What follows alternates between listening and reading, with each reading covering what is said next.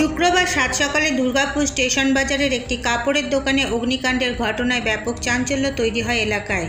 এদিন সকালের দিকে ওই কাপড়ের দোকানের ভেতর থেকে ধোঁয়া বেরোতে দেখতে পান স্থানীয় বাসিন্দারা।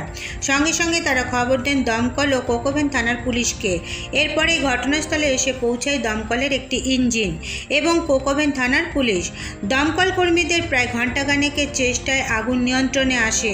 কোনো শর্ট সার্কিট থেকে কাপড়ের দোকানে আগুন লাগতে পারে বলে দমকল কর্মীদের প্রাথমিক অনুমান। তবে স্থানীয়দের অভিযোগ, দমকলের গাড়ি দেরি করে আসায় কাপড়ের দোকানের ক্ষয়ক্ষতি বেড়েছে। দমকলের গাড়ি সময়মতো এসে পৌঁছালে আগুন এতটা বাড়তে পারত না। তবে স্থানীয়দের তোলা সমস্ত অভিযোগ অস্বীকার করেছেন দমকল কর্মীরা। তাদের দাবি, আগুন লাগার খবর পেয়েই সঙ্গে সঙ্গে তারা সিটি সেন্টার থেকে রওনা দিয়েছেন এবং দুর্গাপুর বাজারে পৌঁছে আগুন নেভানোর কাজ শুরু করেন। এছাড়াও জানা গেছে, কাপড়ের দোকানের অগ্নিকাণ্ডের ঘটনায় লক্ষাধিক টাকা ক্ষয়ক্ষতির সম্ভাবনা রয়েছে। ছটা নাগাদ খবর পেলাম, এসে দেখি পুরো আগুন জ্বলছে। পুরো ফায়ারকে তার আগেই ফোন করা যে ফায়ার রেসপন্স নেই।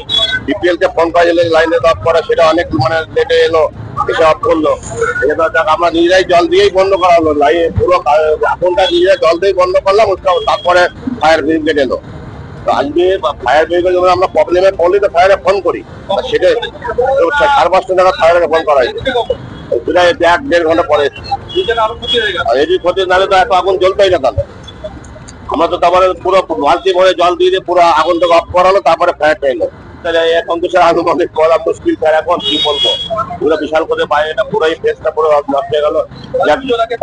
হ্যাঁ, পুজোটা শেষ শেষ, মানে দোকানদারি হবে না, এদিকে মালও কত শেষ হয়ে গেলো। সবই আর কি বলবো, জিনিসপত্রের ক্ষতি, অনেক ক্ষতি হয়েছে স্যার। জিনিসপত্র জানা আছে বলতে যেটা খবর আছে যে ইলেকট্রিক শর্ট সার্কিট থেকে হয়েছে। আমরা মানে আমাদের কাছে খবরটাকে সেটা আমরা বলছি যে যখনই কল গেছে তখনই গাড়ি পেয়েছে। আপনারা তো জানেন, এর আগেও তো আপনারা অনেক জায়গাতে দেখেছেন। আমরা কি লেট করছে? দুর্গাপুরে উপরে রেকর্ড আছে আমাদের? কোনো রেকর্ড নেই। ফোনের কি কোনো সমস্যা রয়েছে? দমকল বিএসএনএল সমস্যা হতে পারছে এটা। এবারে কালকে মানে রাত্রেও তখন থেকে বিএসএনএল লাইনেই কল করেছিল আমাদেরকে, সেখানে তো আমরা গেছি, অ্যাটেন্ড করেছি। কেউ তো বলেনি কোনো সমস্যা হচ্ছে। আর এবারে সিটি সেন্টার থেকে দুর্গাপুর 1 রাস্তাটা কতটা সেটা বুঝুন, আর কতগুলো বাম্পার আছে সেই জায়গাতে আসার যেটুকু টাইম লেগেছে মোটামুটি ওই আধ ঘন্টা।